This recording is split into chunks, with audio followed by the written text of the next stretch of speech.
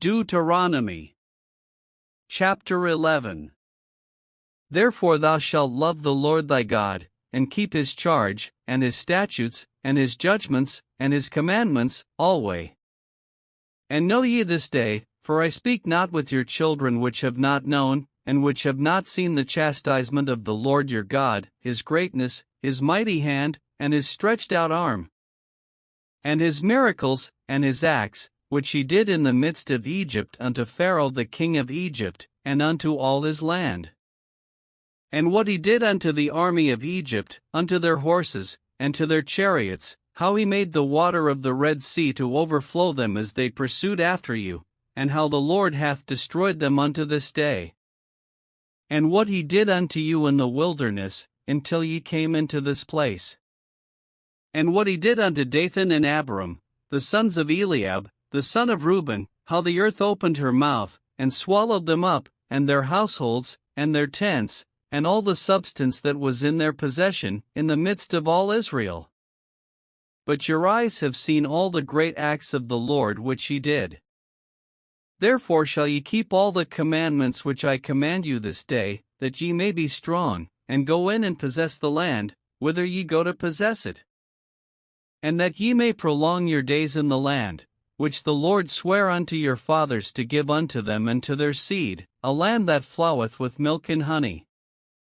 For the land, whither thou goest in to possess it, is not as the land of Egypt, from whence ye came out, where thou sowedst thy seed, and wateredst it with thy foot, as a garden of herbs. But the land, whither ye go to possess it, is a land of hills and valleys, and drinketh water of the rain of heaven. A land which the Lord thy God careth for, the eyes of the Lord thy God are always upon it, from the beginning of the year even unto the end of the year. And it shall come to pass, if ye shall hearken diligently unto my commandments which I command you this day, to love the Lord your God, and to serve him with all your heart and with all your soul, that I will give you the rain of your land in his due season, the first rain and the latter rain, that thou mayest gather in thy corn, and thy wine, and thine oil. And I will send grass in thy fields for thy cattle, that thou mayest eat and be full. Take heed to yourselves, that your heart be not deceived, and ye turn aside, and serve other gods, and worship them.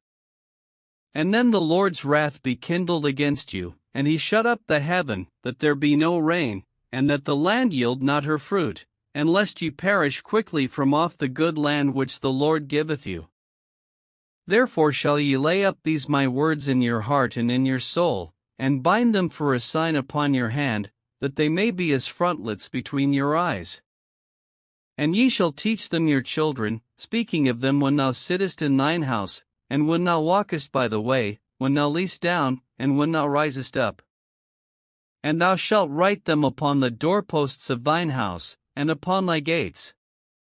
that your days may be multiplied, and the days of your children, in the land which the Lord sware unto your fathers to give them, as the days of heaven upon the earth. For if ye shall diligently keep all these commandments which I command you, to do them, to love the Lord your God, to walk in all his ways, and to cleave unto him,